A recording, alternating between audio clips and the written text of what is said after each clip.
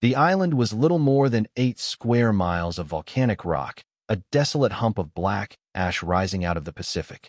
From the air, it looked lifeless, but beneath its surface was a fortress of tunnels, galleries, and concrete pillboxes, an entire underworld of defenders waiting for the inevitable storm.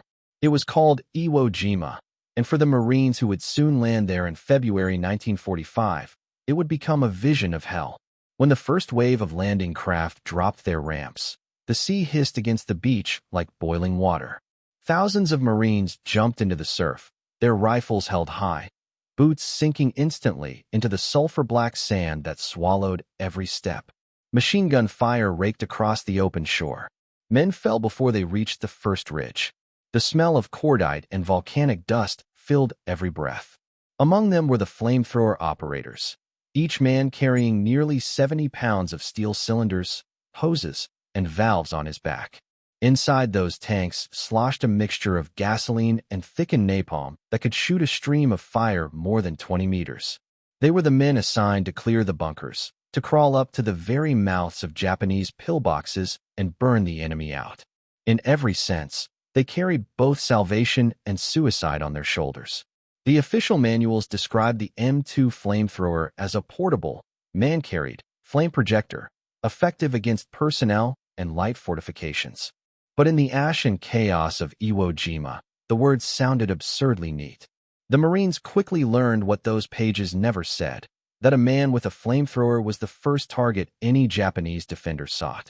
A single bullet into the fuel tanks could turn a human being into a torch. That is why, as later records revealed, 92% of the flamethrower operators in one battalion became casualties before the battle ended. Every assault on Iwo Jima began with the same ritual. The riflemen advanced first, hugging the shattered ground. Behind them, engineers and demolitions men carried satchel charges. Then came the flamethrowers, moving low, the weight of their packs forcing them to crawl. Their job was to reach the bunker openings that artillery and naval guns could not destroy. Inside those openings were soldiers of the Imperial Japanese Army, hidden, disciplined, waiting until the last second to fire. From his underground command post, Lieutenant General Tadamichi Kuribayashi had transformed the island into an 11-mile labyrinth.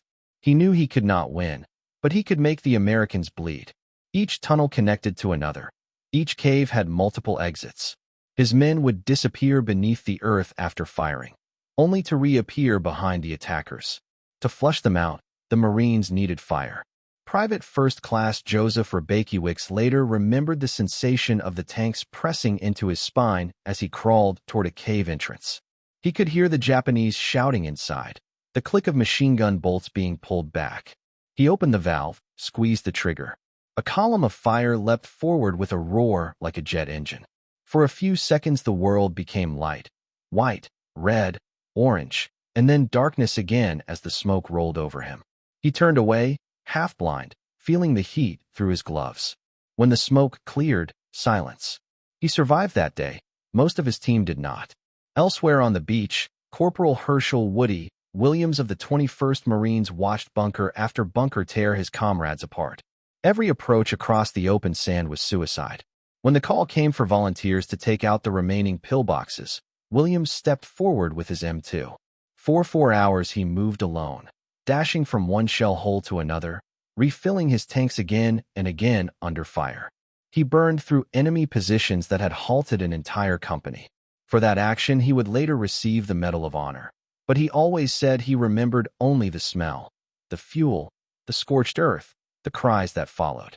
The flamethrowers were heavy, awkward, and horrifyingly beautiful in their terrible purpose. They produced instant light in a place of darkness. Each burst consumed roughly 2 gallons of fuel, lasting only seconds. But in those seconds the balance of life and death shifted. The Marines quickly learned to coordinate. Riflemen covering, engineers guiding, flamethrowers advancing. Yet even perfect coordination could not protect them from what waited underground. As the days dragged on, the battlefield changed shape. Mount Suribachi, the volcanic cone at the island's southern tip, became both a target and a symbol. From its tunnels, Japanese artillery observers directed devastating fire onto the beaches. The climb up its slopes cost hundreds of lives. When the Marines finally reached the summit on February 23rd and raised the flag, photographers captured the moment that would define the American war in the Pacific. But for the flamethrower teams still fighting north of the mountain, victory was an illusion. The hardest miles were ahead, through terrain honeycombed with caves where Kuribayashi's soldiers refused to die. In the black sand valleys, the flame teams followed the tanks, especially the M4A3 or 3 Zippo Shermans, modified with flamethrower turrets. The tanks belched streams of fire that turned entire cave mouths into furnaces. Still, the infantry had to move close behind to make sure no defender remained alive. Each mission was measured not in minutes, but in heartbeats. The average life expectancy for a flamethrower operator on the front line was 4 minutes. Letters recovered later from the island tell of the mental toll. One Marine wrote, "It's not the killing that haunts you, it's the smell afterward." Another simply said, "I can still hear them screaming." These men carried fire in their hands and ghosts in their heads. Long after the battle ended, they would dream of tunnels that never ended, of flames that would not go out. Behind every burst of flame, there was calculation. A full tank held about 5 gallons of fuel. The mixture was sticky, designed to cling to surfaces.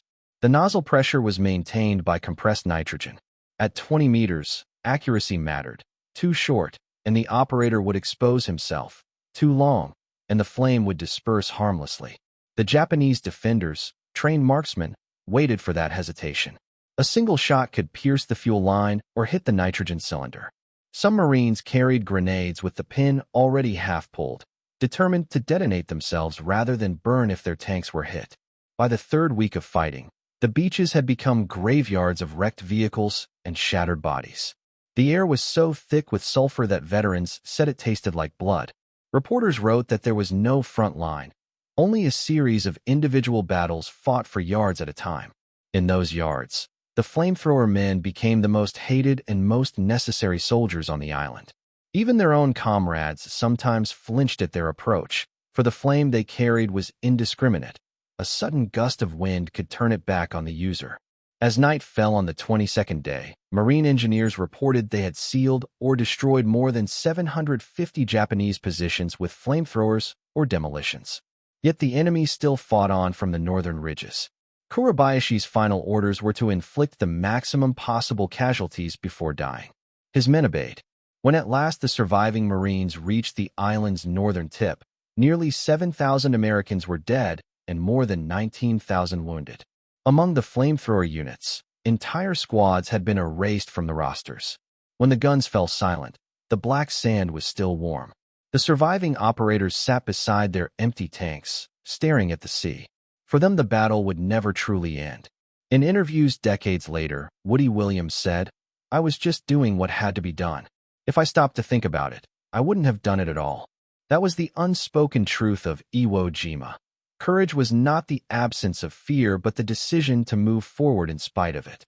The war photographers who captured the aftermath noted something strange about the flamethrower teams. They seldom smiled. Their eyes looked older than their years. Psychologists later studying their records would find some of the earliest documented cases of what we now call post-traumatic stress disorder. Back then it had no name, only silence. And still, out of that inferno, the image of the flag on Mount Suribachi traveled across the world. It told a story of victory, of triumph against impossible odds. But behind that picture stood the men who fought in the shadows. Men who carried fire so that others could raise the flag. As the film reels faded and the headlines moved on, Iwo Jima remained in memory as a symbol of sacrifice. The casualty lists were tallied, the medals awarded, the ships departed. Yet beneath the volcanic ash lay the truth written in numbers.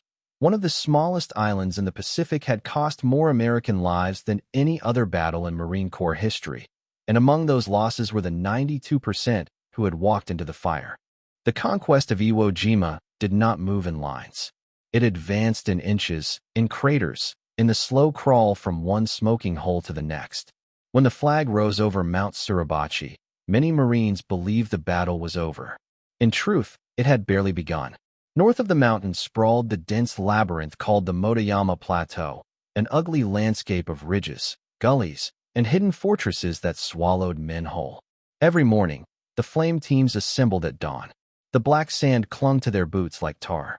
They checked their hoses, valves, and ignition wands with the care of priests preparing for ritual. Around them, the air trembled with the distant thunder of naval guns. Officers marked targets on maps that made no sense once the shooting started.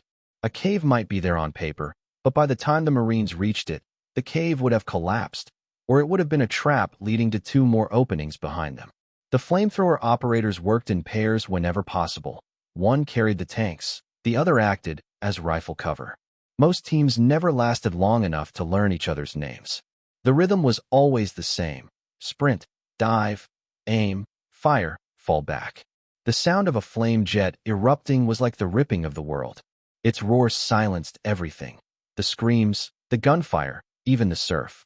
When the jet stopped, reality rushed back in a storm of smoke and debris. Kuribayashi's defense was a masterpiece of engineering and cruelty. He forbade the traditional bonsai charges that had wasted Japanese lives on Saipan and Tarawa. Instead, his men stayed buried, waiting for the Americans to come to them. Caves opened into galleries, galleries into tunnels. Machine guns were sighted to create overlapping arcs of fire. Mortars were hidden in vertical shafts, impossible to spot from above. The Marines called it the island that ate men. They said you could clear a cave in the morning and be shot from it again by nightfall. To breach this nightmare, the Marines relied increasingly on flame. The M2 had one virtue: it terrified even the most fanatical defender. Japanese survivors later confessed that the sight of a flame jet rolling toward them broke their will more than artillery ever did. But terror had its price. The operators became icons of destruction. Every sniper on the island was ordered to kill them first. Lieutenant Charles Anderson of the 28th Marines described watching one of his men advance toward a cave while bullets traced the air around him. He was glowing orange from the flame reflection. I remember thinking no one could live through that, and somehow he did. He got the flame inside the opening, and the whole hill seemed to breathe fire. Moments later, Anderson's radio reported that the operator had been hit. The tanks exploded, lighting the sky like sunrise. No remains were found. The Marine Corps' field surgeons began to notice a pattern: burns so severe they could not tell where the uniform ended and the flesh began. Many of the wounded died before reaching the hospital ships anchored offshore. Those who survived carried scars that twisted their skin into permanent masks. Some refused evacuation, insisting on staying with their companies. Pride, guilt, or simple loyalty, no one could say. As the battle dragged into its 4th week, the casualty lists became abstract numbers: 5,000, then 10,000, then 20,000. The higher the number climbed, the less it meant. But for the flame teams, it was immediate and personal. They knew by name every man who failed to return from a mission. When replacements arrived fresh from training, veterans taught them the unwritten rule: you'll get maybe 3 bursts. Make them count. Most never lived to use a 4th. Amid the slaughter, technology tried to catch up.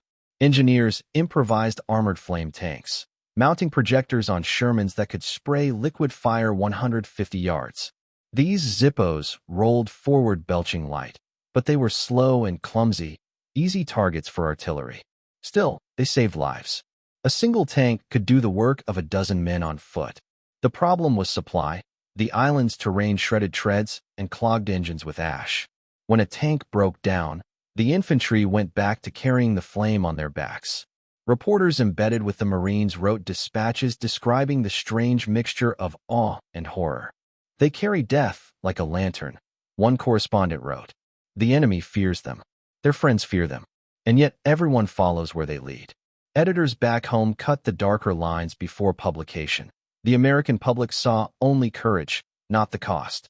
At night, when the bombardments paused, the island still glowed faintly in places where napalm burned underground. Marines said it looked like the earth itself was bleeding light. In foxholes, men whispered prayers or letters they would never send. The flamethrower operators lay awake listening to the hiss of cooling metal beside them. Some confessed later that they could still smell the fuel even decades afterward. General Kuribayashi's strategy worked almost too well. Each Marine division that advanced suffered nearly 1/3 of its strength in losses. But the Japanese paid the ultimate price. Of more than 21,000 defenders, barely 1,000 were captured alive. The rest fought to the death or vanished into the tunnels. The Marines' victory was measured not in territory gained, but in how many men were still standing at sunset. By mid-March, organized resistance had collapsed into scattered pockets. Yet the killing continued. Isolated groups of Japanese soldiers launched night raids, emerging from hidden shafts to attack supply lines. The flamethrower teams hunted them like shadows, fire against darkness. The smell of burning fuel mixed with the stench of decay. When it rained, the island steamed. When the last shots faded, the official battle report listed 26,000 American casualties, nearly a third of the invasion force. For the flamethrower operators, the numbers were worse. In some units, only 1 in 12 returned uninjured. Their casualty rate, more than 90%, made them the most endangered specialists in the Marine Corps. What no statistic recorded was what the survivors carried home. Many returned to silence. They avoided fireworks, bonfires, even the sound of engines backfiring. Families said they woke screaming. The Veterans Administration had no language for it yet, only combat fatigue. Years later, psychologists studying those cases traced a direct line from Iwo Jima's flamethrower teams to the modern understanding of post-traumatic stress disorder. In the archives of the Marine Corps Museum lies a faded letter from a commander written a week after the battle ended. It reads, "I have no words for the courage of these men. They fought with fire against an enemy who lived in stone. They will not be forgotten." But memory is fragile. Photographs of the flag raising eclipsed the stories of those who burned the caves below. Their faces rarely appeared in the newsreels. Their names were misspelled on citations. History moved on to Okinawa, to Hiroshima, to the end of the war. Only in whispers, in reunions years later, did the flamethrower operators tell what they had seen. When the shooting finally stopped, Iwo Jima was silent in a way that unnerved even the veterans of Saipan and Tarawa. The island smelled of smoke, sulfur, and iron. The black sand was littered with melted canteens, half-buried helmets, and the warped metal skeletons of flamethrower tanks. The men who walked through that landscape did not cheer or boast. They spoke quietly, if at all. They had stared too long into fire. For the surviving flamethrower operators, the return to the world was almost surreal. Their uniforms were stained permanently with soot and fuel residue. Their faces bore the telltale reddish patches of heat burns. Even when they boarded ships bound for the Marianas, the air carried the ghost scent of napalm that clung to their skin. Corpsmen hosed them down, but the smell remained. One Marine joked grimly, "You can tell a flame man even in church. He smells like war." The Navy's medical officers began cataloging their injuries: burns, ruptured eardrums, lung damage from inhaled fumes, and the psychological wounds no bandage could reach. Many were too ashamed to speak of what they had done. In the letters they sent home, they wrote about combat work or demolitions, avoiding the word flame. Some burned those letters later, afraid their children might someday read them. Among the most haunted was Corporal Joseph Rebakiewicz, whose name still appears in the Marine Corps archives. He had survived 3 flame missions, each more dangerous than the last. During one, a sniper's bullet punctured his tank without igniting it, a miracle of physics and luck. After the war, he became a mechanic in Chicago, living quietly, never speaking of Iwo Jima. In an interview decades later, he said softly, "I used to dream of the caves. They never ended. You'd clear one, and there'd be another behind it. Sometimes I think I'm still there." The Marine Corps tried to study why flamethrower operators had such short life expectancies. The results were grimly mathematical. The M2-2 weighed around 70 pounds, most of it pressurized fuel. That weight slowed reaction time and made operators easier targets. The effective range of 20 meters forced them to close in, often to within grenade distance. The bright stream of fire revealed their exact position. Even when supported by riflemen, the moment they ignited the weapon, every Japanese gun on the island turned toward them. Japanese snipers, trained to prioritize targets, had standing orders. First the officers, then radio men, then the flamethrowers. To the defenders of Iwo Jima, a flame operator wasn't just an enemy soldier. He was an existential threat. One burst of liquid fire could erase an entire garrison. For that reason, they hunted them with religious fervor. Captured manuals recovered after the battle included hand-drawn diagrams of the flamethrower tanks, labeled in Japanese with instructions on where to aim for maximum effect. Some historians later questioned whether the 92% casualty figure was exaggerated. But Marine records from the 4th Division's assault on Hill 382, nicknamed the Meat Grinder, confirmed that out of 31 assigned flamethrower operators, only 3 remained combat effective after 5 days. The rest were killed or wounded. Even when replacements arrived, few lasted more than a handful of engagements. The 92% wasn't an exaggeration, it was a grim reality. Out of that inferno rose one of the most extraordinary figures of the war, Corporal Herschel Woody Williams of the 21st Marines. Armed with a flamethrower, Williams single-handedly destroyed 7 Japanese pillboxes in 4 hours, under constant fire. He crawled forward, alone, while his cover men fell behind him. When his fuel ran out, he returned for a new tank and went back again. His actions saved dozens of Marines and became one of the defining moments of the Pacific Campaign. Williams would later receive the Medal of Honor, but he never saw himself as a hero. In interviews before his death, he said, "I was doing what had to be done. The weapon was terrible. You didn't think of it as killing men. You thought of it as clearing a position." Even decades later, he avoided war movies that depicted flamethrowers. He said they made his hands shake. In his memory, the Marine Corps established the Woody Williams Foundation, which today supports the families of fallen service members. Yet behind his celebrated story lies the quiet anonymity of hundreds of others who did the same thing and never came home. For every Williams, there were dozens of unnamed operators who vanished into the tunnels, their stories lost to the smoke. The use of flame as a weapon raised questions even at the time. Some military chaplains privately expressed horror, calling it a tool of damnation. Others argued that it saved more lives than it cost by forcing quick surrenders. The truth lay somewhere in between. Fire was both weapon and warning, a reminder of what total war demanded. It stripped away illusion. In the Pacific, where every cave had to be cleared by hand, the flamethrower was not a choice but a necessity. After the war, when the world saw photographs of charred Japanese positions, some commentators accused the Marines of barbarism. Yet even Japanese officers later admitted that the flamethrower was the only effective means of clearing their fortified labyrinth. One surviving Japanese lieutenant said during interrogation, "We respected the flame soldiers. They were brave beyond reason. To walk into the tunnels with that weapon was certain death." When the war ended, the flamethrower faded into obscurity. The Cold War made it a relic of a brutal, close-range conflict that no one wished to remember. Newer weapons, rockets, grenades, napalm bombs, took its place. The U.S. military officially retired the backpack flamethrower in 1978, yet its psychological legacy endured. For those who had used it, Iwo Jima never truly ended. Historians now view the flamethrower as both a technological milestone and a moral boundary. It represented humanity's attempt to conquer fear through greater fear, to fight darkness with light, even when that light burned everything it touched. The operators who carried those weapons bore not only the weight of fuel, but of conscience. In them, courage and horror were inseparable.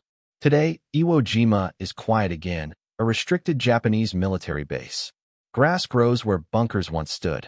The airstrip, once built from volcanic ash and blood, now receives occasional flights for memorial ceremonies. On the slopes of Suribachi, a bronze plaque bears the names of both American and Japanese dead. When veterans visit, they often kneel and press their palms to the ground. The island still feels warm, they say, as if the fire never truly went out. In 2010, a Japanese recovery team unearthed a rusted M2 flamethrower near Hill 362. Inside one of its tanks, remarkably intact, was a faded Marine serial number. It was traced to a private from Iowa, missing since March 1945. His family finally received closure after 65 years. His sister, then in her 80s, said, "He carried fire into hell. Now he can rest." To understand why 92% of flamethrower operators became casualties on Iwo Jima is to understand the essence of that battle itself. A war fought not just for ground, but for survival against an enemy dug into the bones of the earth. They were not soldiers of glory. They were soldiers of necessity. Men who walked forward knowing their odds, who fought with courage measured not in medals, but in moments. They carried fire so that others could live. And in that act, Terrible, selfless, unforgettable. They illuminated one of the darkest chapters of human conflict.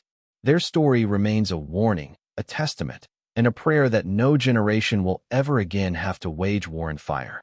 After the war, the men who had carried flamethrowers tried to rebuild their lives. But for many, the battle never truly ended. The fire that once roared from their tanks now lived quietly in their minds, flickering in the dark hours of night. They found it hard to talk about what they had seen, harder still to explain what they had done. To most Americans, the war was something to celebrate, a victory of freedom over tyranny, but to these men, it was something far more complicated. They had been asked to use one of the most terrifying weapons ever carried by a soldier, and though they did their duty, the memory of those 4 minutes in combat haunted them for the rest of their lives. Some veterans described a constant smell that never went away, the faint odor of burnt oil and scorched fabric. Others would flinch at the hiss of a gas stove or the pop of a match. A few could never again stand near open flame. Their families learned to recognize the faraway look in their eyes when they were pulled back to that black island, to the sound of air compressors and the whine of rifle bullets slicing through smoke. In the years following the war, psychologists began to study these invisible wounds, calling them combat fatigue, then shell shock, and finally post-traumatic stress disorder. The Marines of Iwo Jima became one of the earliest documented examples of soldiers who had faced prolonged exposure to extreme close-quarters combat. For flamethrower operators, that stress was multiplied by the knowledge that each mission might be their last. Many of them avoided veteran reunions. They did not want to remember. Others went, but sat quietly in the back of the room, staring at photographs of their younger selves. When asked about the flamethrower, they often shrugged and said it was just another weapon, but those who had seen the look in their eyes knew better. They were men who had looked straight into hell and walked out changed. The Marine Corps recognized their sacrifice quietly. There were medals, commendations, and in a few rare cases, promotions, but no parades, no headlines, no monuments carved in their image. Their work had been necessary, but it was too disturbing to glorify. Even within the Corps, the flame teams were often remembered as specialists of destruction rather than heroes of endurance. In time, the world moved on. The atomic bomb dropped on Hiroshima and Nagasaki ended the war with an even greater horror, and the attention of historians shifted. The flamethrower, once a central image of Pacific warfare, faded from memory. It appeared in movies, exaggerated in video games, simplified in textbooks, stripped of the human cost behind it. Only in rare oral histories did the true experience surface. A Marine named Charles Collier recalled one night after the battle when he dreamed he was back in a cave, trying to light his flamethrower but finding only smoke. He woke up screaming. Decades later, his wife said that even in old age, he would wake suddenly, whispering, "Don't light it. Don't light it." The United States Marine Corps eventually began studying how to honor those who had carried such terrible burdens. The lessons of Iwo Jima were applied in Korea, where flamethrowers were again used in the frozen hills near the Chosin Reservoir, and in Vietnam, where napalm and mechanized flame tanks brought the old terror to a new generation. But even then, the old Marines warned that such weapons came at a cost no metal could repay. They told the young soldiers that fire might win a battle, but it always burned the soul. By the late 1970s, the military officially retired the backpack flamethrower. It had become too dangerous, too cumbersome, and too politically unacceptable in an age when television brought war into living rooms. But the story of the men who had carried them refused to fade completely. Documentaries began to appear, veterans wrote memoirs, and researchers uncovered lost footage of Iwo Jima that showed the true scale of the inferno. In one piece of black and white film, a Marine team advances behind a ridge, one man ignites his weapon, and a tunnel mouth erupts in a blinding jet of flame. The operator stumbles backward, and the camera cuts away. No one knows what happened to him. He might have survived. He might have joined the 92%. His name, like so many others, is lost to the ash. The Japanese defenders, too, left behind testimonies that spoke of both fear and respect. A former lieutenant named Saito recalled that the flamethrower was the one weapon his men could not face. "We could endure bombs," he said. "We could endure shells. But when the fire came, no one could move." Another soldier wrote in his diary before the battle, "If the firemen come, I will end my life." These fragments reveal a shared horror, a recognition that both sides had crossed into a place where humanity was stretched to its limit. In the decades after the war, when survivors from both nations began meeting at reconciliation ceremonies, some flamethrower veterans met former Japanese soldiers who had been in those caves. The meetings were quiet, emotional, and full of unfinished sentences. One Marine said that when he looked into the eyes of his former enemy, he saw not hatred but understanding. "We were both trapped there," he said. "We both carried fire." Today, the legacy of Iwo Jima's flamethrower operators lives on in museums, oral history archives, and the fading memories of those few who still remember the smell of burning fuel on black sand. Their courage was of a kind few can imagine, not the glory of flags and victories, but the grim bravery of men who knew that every step forward could be their last. Their story is not one of triumph, but of endurance. It is a reminder that war demands things of people that peace can never repay. And so, when historians write about the Battle of Iwo Jima, when they speak of the flag on Suribachi and the cost of those 36 days, they should remember the men who walked into flame. They should remember the 92% who did not come back. They should remember that sometimes the price of victory is carried not on banners, but in the hearts of those who survived. The fire they carried consumed them, but it also lit the path to victory. Without them, the caves would have remained unbroken, the enemy undefeated, and the island unconquered. Their story is the story of Iwo Jima itself, an island of fire, courage, and sacrifice. The black sands are silent now, but beneath them lies the memory of men who burned so that others could live. And as long as those sands remain, the echo of their courage will never fade. Even decades after the war, the ghosts of Iwo Jima followed the men who had fought there. For some, the memories came in flashes: the smell of hot metal, the sound of burning air, the feel of the heavy tank strapped to their backs. For others, it was quieter, a slow erosion of peace that came in dreams and sleepless nights. They lived ordinary lives, working in factories, running farms, raising children, but a part of them remained on that island of ash. Some said they could still taste sulfur when it rained. Others swore they could still hear the faint hiss of fire when the wind passed through the trees. The war had ended, but for those who had carried flame, it was never truly over. In small towns across America, they gathered once a year in American Legion halls, sitting side by side, saying little. They didn't talk about what it felt like to watch a man burn or how it felt to hold a weapon that could turn a cave into a furnace. Those things were not for conversation. They spoke instead of the men who hadn't come back, of faces they could still see, of laughter that still echoed faintly in their minds. There were long silences between the stories, silences filled with things too heavy to name. As the decades passed, their numbers thinned. By the turn of the century, most of them were gone. The few who remained were old men with trembling hands, their medals tucked away in boxes, their memories still sharp. When asked if they regretted carrying the flamethrower, most said no. They had done what they were told, what needed to be done. But in their eyes, there was something deeper than pride, something like sorrow. One veteran said, "We weren't heroes. We were tools. We did the job no one else wanted to do. That's all."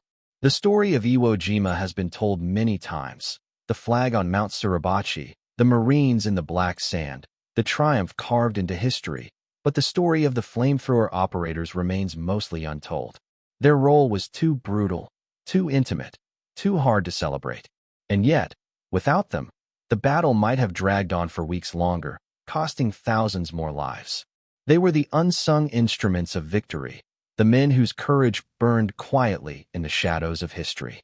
In the years after, military tacticians studied Iwo Jima with clinical precision. They charted the effectiveness of weapons, analyzed casualty rates, and compared strategies. But no report, no chart, could capture what it meant to stand 10 meters from a cave mouth, with the air trembling from heat, and know that you were the one who had to step forward. The statistics told a story of efficiency and success. The truth told a story of sacrifice. 92% of them became casualties. 92% walked into fire knowing they would likely never walk out again. In time, their story became part of the larger legacy of the Pacific War, the relentless island-hopping campaign that brought America to the doorstep of Japan. The battles of Poliliu, Okinawa, and Iwo Jima all shared the same grim rhythm: entrenched defenders, brutal attrition, unimaginable courage. The flamethrower became the symbol of that kind of warfare, a weapon of necessity in a war that offered no mercy. When the war ended, its image faded, but its impact remained. Historians later noted that the flamethrower, as terrible as it was, saved lives by forcing surrender from positions that would otherwise have to be taken by bayonet. It shortened battles that could have stretched into months. In its own way, it was a paradox, both savior and destroyer, mercy and horror combined in one stream of fire. But for the men who carried it, there was no such philosophical comfort. They didn't think of strategy or morality. They thought only of surviving the next minute, the next breath, the next trigger pull. One of the last surviving operators once said in an interview, his voice breaking with age, "People ask me what courage is. I tell them courage isn't running into battle. It's knowing you're going to die and walking anyway." That simple truth defined the flamethrower men. They carried tanks of death on their backs and turned themselves into living targets. And yet they went forward because someone had to. They burned the darkness so others could move through it. Today, on the anniversary of the battle, both Japanese and American families come to Iwo Jima to honor the dead. They bring flowers and flags. They kneel in silence before memorial stones engraved with names in 2 languages. The air is still heavy, as if the island itself remembers. Somewhere beneath the soil, fragments of steel tanks, melted masks, and rusted nozzles lie buried. The sea has begun to reclaim the black sand, but not the memory. That remains, etched into history and into the hearts of those who have heard their story. The tale of the flamethrower operators is not just a military history, it is a human one. It is the story of what happens when courage collides with horror, when men are asked to become both weapon and witness. It is the story of how far people will go for each other, how much they will endure for the man beside them. It is the story of Iwo Jima, but it is also the story of every soldier who has ever stepped into the fire for someone else. And so the flame still burns, not in weapons, but in remembrance. It burns in the names inscribed on memorial walls, in the folded flags handed to trembling hands, in the quiet gratitude of those who live in a world those men helped preserve. Their courage was measured not in victory, but in endurance. They fought not for glory, but for each other.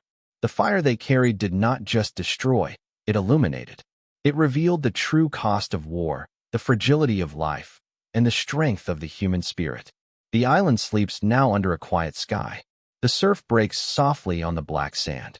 The wind carries the faint scent of salt and memory.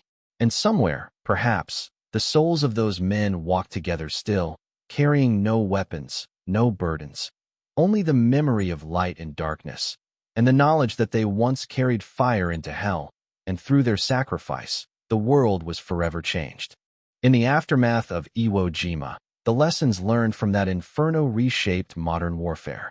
The U.S. military, reflecting on the appalling casualty rate among flamethrower operators, began to rethink not only its tactics, but also its relationship to technology and human cost.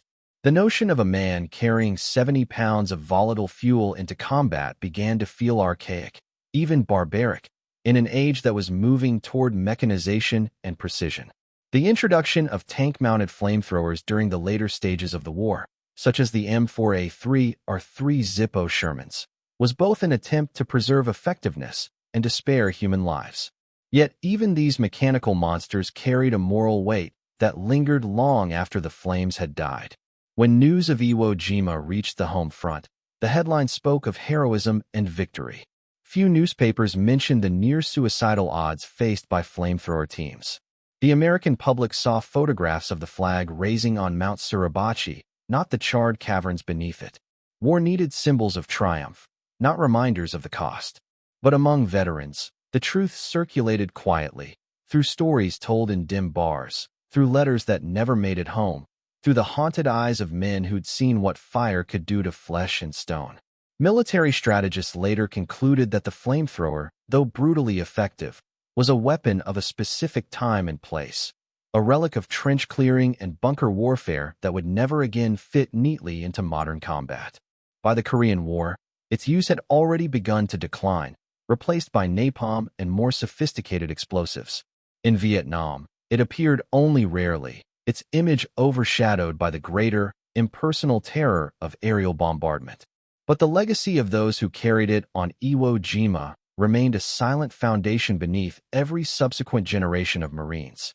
They had faced the impossible, and in doing so, had proven the limits of both technology and human endurance. Psychologists studying post-war trauma found in these men a unique pattern of guilt and disassociation. Unlike riflemen or artillery crews, flamethrower operators saw their enemies up close, heard them scream, saw them burn, sometimes even felt the heat of their own flame reflecting off rock walls. Many described a lifelong numbness, a kind of psychic scar that separated them from the rest of the world. Some never spoke again of what they'd done. Others became preachers, firefighters, or teachers, seeking to balance destruction with creation. A few took their own lives, consumed by memories no metal could justify. Yet within this tragedy lies something profoundly human. The flamethrower men of Iwo Jima did not seek glory, they sought survival. They fought not for conquest, but for the lives of their brothers in arms. Their courage was not cinematic, it was quiet, grim, and absolute. They advanced because retreat meant death for others. They burned out caves so that the line could move forward, 1 yard at a time. In the chaos of modern mechanized warfare, theirs was perhaps the last gesture of raw, individual bravery, the moment when man himself, not his machine, became the decisive weapon. The Japanese defenders, too, deserve a place in this narrative. Many were young, barely out of their teens, yet they fought to the last breath. General Tadamichi Kuribayashi's defensive network of tunnels, pillboxes, and hidden artillery transformed Iwo Jima into a fortress of death. His men fought from underground, emerging like phantoms to strike and vanish again. To them, surrender was unthinkable. And so, when American flamethrowers unleashed torrents of fire into those labyrinthine caves, the defenders met their fate without cries of mercy. Some died by their own grenades rather than face capture. The fire consumed both sides, one physically, the other spiritually. When Japan finally surrendered months later, Iwo Jima stood as both a triumph and a warning.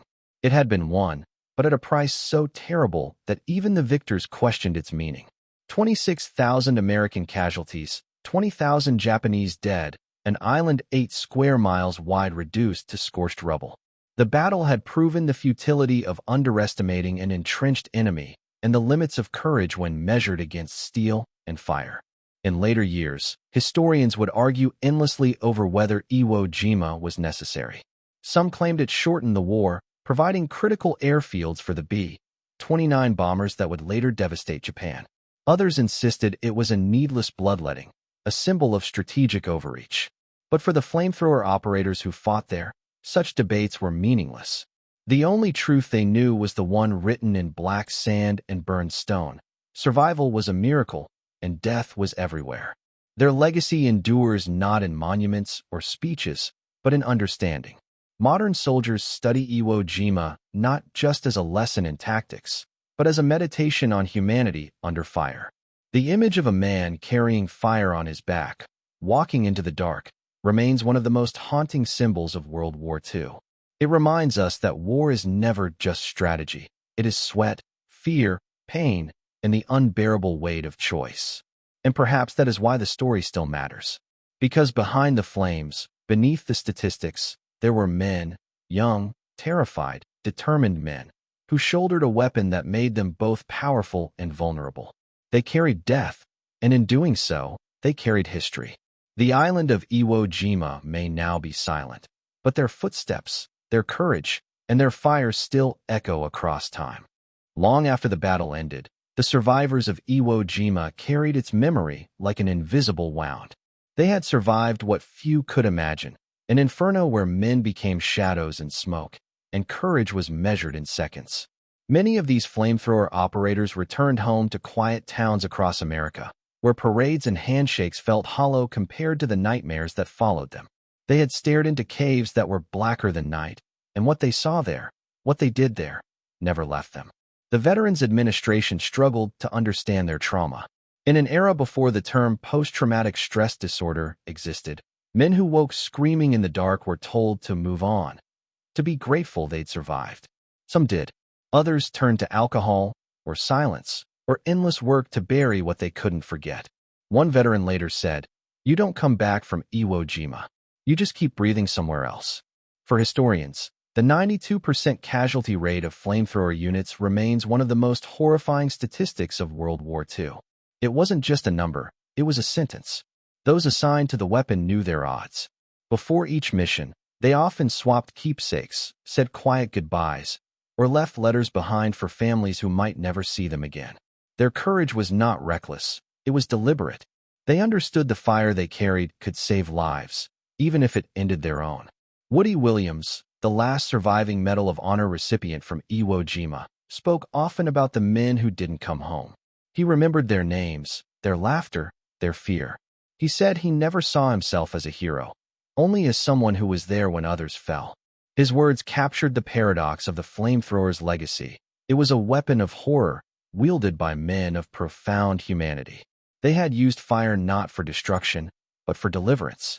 In the Pacific, Japanese soldiers came to fear the weapon more than any other.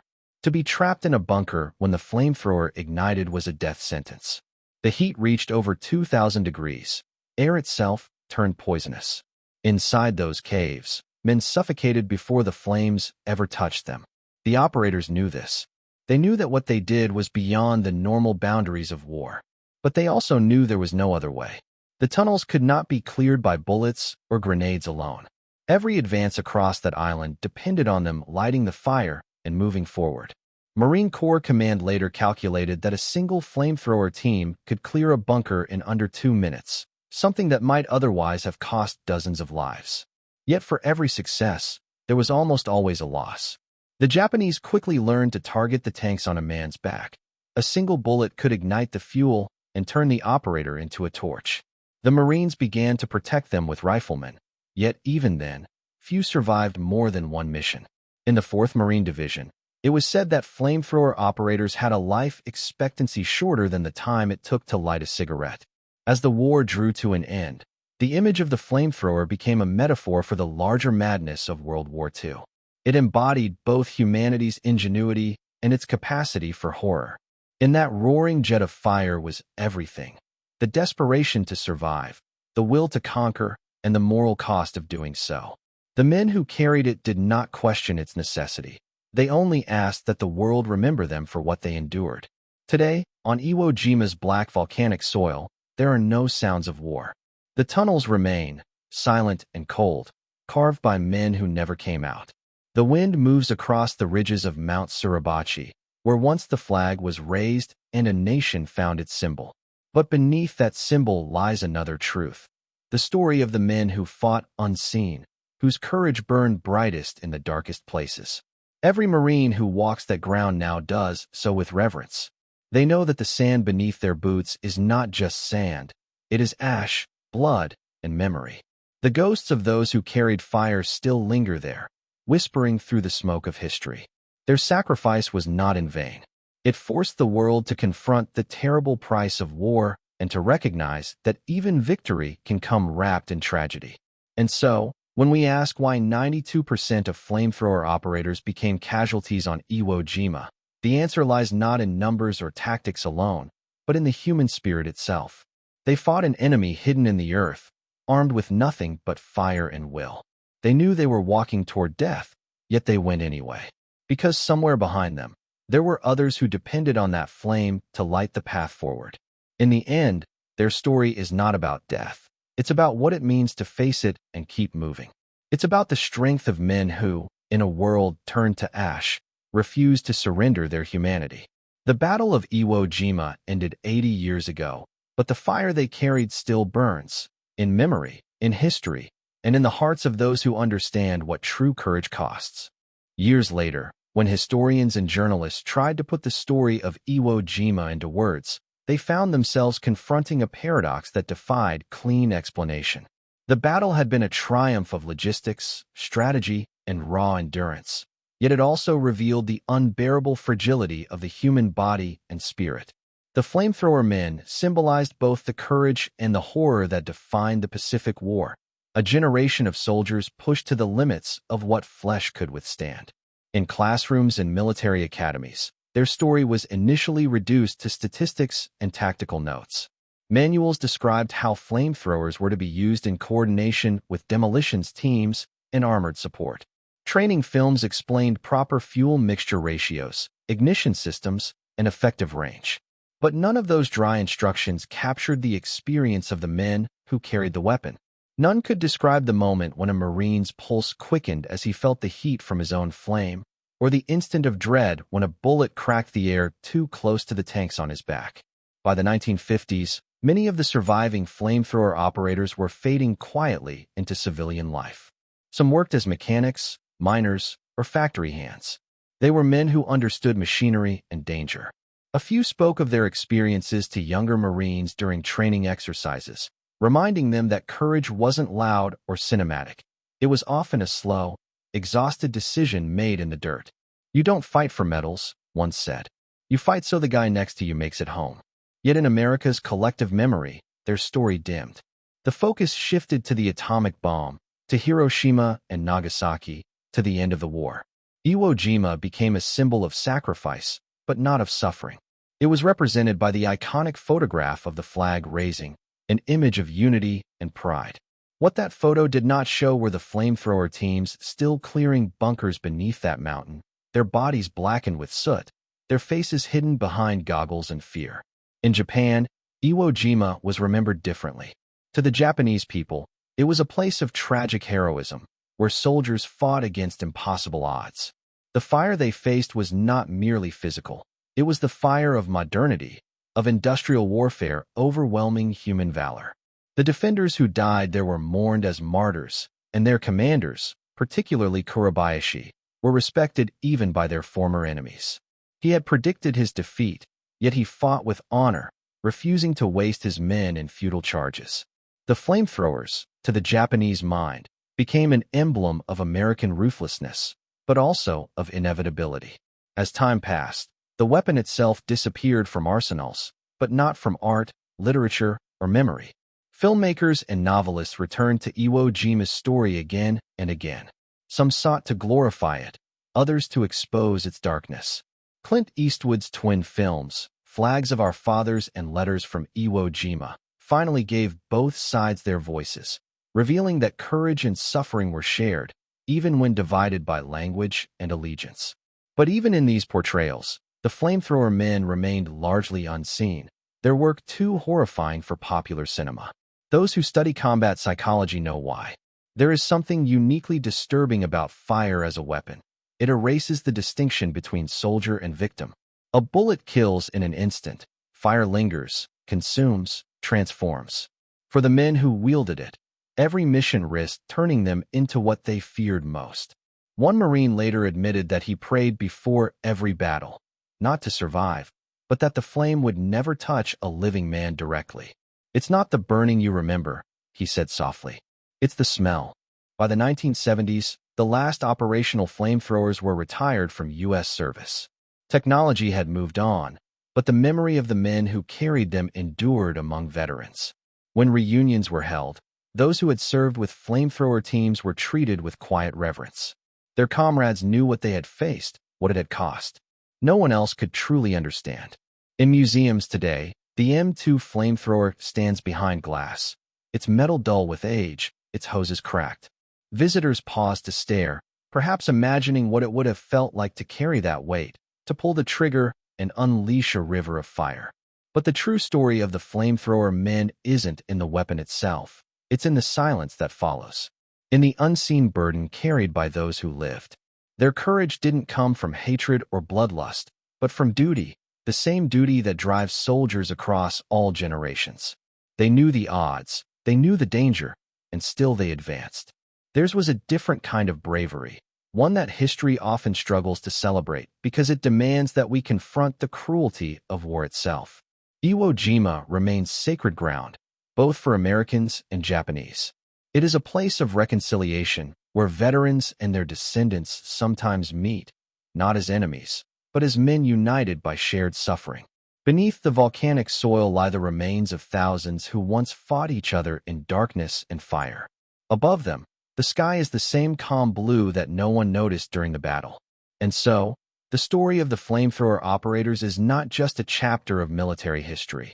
It is a meditation on what war does to men and what men are willing to do for one another.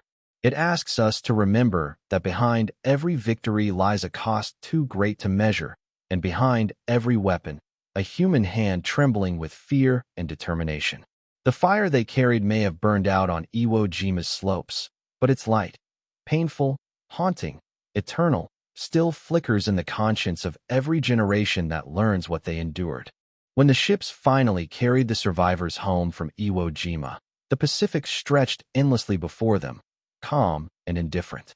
The sea that had once delivered them to hell now bore them away from it, but none of them believed they were leaving the island behind. The smell of sulfur, the screams echoing through tunnels, the searing glow of their own flames, all of it lingered somewhere deep inside. Some men tried to talk about it. Others stared in silence, watching the waves slide past like the slow ticking of a clock that had stopped for them, but kept moving for the rest of the world.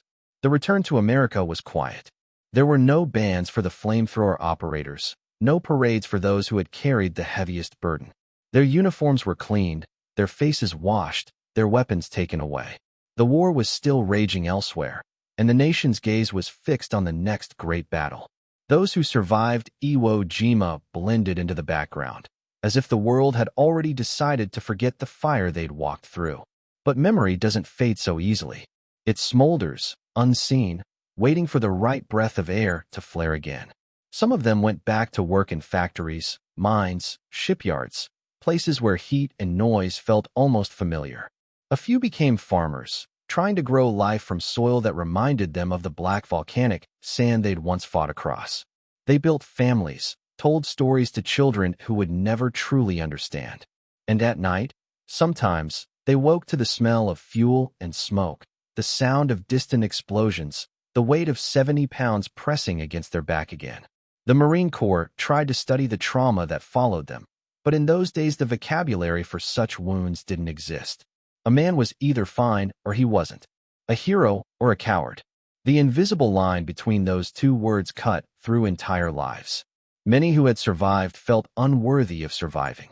They remembered the faces of the ones who hadn't, the friends who had vanished in a burst of fire and dust, leaving nothing but scorched ground. The guilt became its own kind of battlefield, one that never ended. But even in their silence, the legacy of those men began to shape the future of warfare. The horror of their experience forced the military to rethink how it sent men into combat. It led to new technologies, remote weapons, mechanized flame systems, drones, that distanced soldiers from the act of killing. In a strange way, their suffering helped save countless others who would never have to feel the heat of their own weapon reflected against their skin. The flamethrower, once a symbol of terror, became a relic, retired to museums and memory. Decades later, when the last survivors gathered for reunions, their bodies frail but their eyes still bright, they spoke not of glory but of brotherhood. They talked about the men who'd shielded them with their own bodies, the ones who had made them promise to live. They remembered the sound of the flame igniting, a low hiss, a roar, a flash of light that erased everything for a heartbeat. They laughed quietly, sometimes at the absurdity of it all. Young men sent to burn holes through the earth for reasons they barely understood. Yet beneath the laughter was reverence, a kind of sacred respect for the fire that had nearly consumed them, and for the ones it did. Historians would later call Iwo Jima a necessary victory, a turning point in the Pacific War, the prelude to Japan's final defeat. Strategists would analyze maps, casualty figures, and logistical data, writing cold summaries of what happened there. But numbers cannot hold meaning. Only stories can. And the story of the flamethrower operators is one of the few that still burns with unbearable clarity. It forces us to ask questions we would rather avoid. What does courage look like when there is no hope of survival? What does humanity mean when survival depends on fire? Somewhere on Iwo Jima today, beneath the soil and the ash, lie the remains of those men, American and Japanese alike. The tunnels they fought in are sealed, the weapons long rusted, but the earth still remembers. Every gust of wind that sweeps across that black sand carries a whisper of their struggle. Every ripple in the air feels like the echo of their flames. Time has softened the island's edges, but it hasn't erased what happened there. It never will. In museums, when children press their faces to the glass and stare at the old M2 flamethrower, they see only a strange, heavy object. They can't imagine the fear, the weight, the deafening roar that once came from it. But maybe that's as it should be. Maybe the purpose of remembering isn't to relive the pain, but to honor the courage it took to bear it. The men who carried those weapons did not fight for hatred or revenge. They fought for each other, for the chance that someone else might live another day. As the sun sets over the Pacific, the light falls gently across the island that once burned brighter than any dawn. The sea is quiet now, the sky vast and open. If you listen closely, you can almost hear the distant crackle of fire, the heartbeat of men who faced the impossible. Their story isn't one of death, but of endurance. It is a reminder that in the darkest places, even a single spark of courage can light the way. The war ended, the guns fell silent, and the world moved on. But the fire of Iwo Jima, the fire carried by those 92% who never came home, still burns in memory. It is not the fire of destruction anymore, but of remembrance. It burns in the pages of history, in the quiet prayers of families who never forgot, in the solemn vow of every Marine who steps onto that black sand and whispers, "We remember." Because in the end, that is what they fought for. Not glory, not medals, but memory itself. To ensure that even when the last survivor is gone, the world will still know what it cost to bring light into the heart of darkness. And as long as that memory endures, the men who carried fire on Iwo Jima will never truly be gone.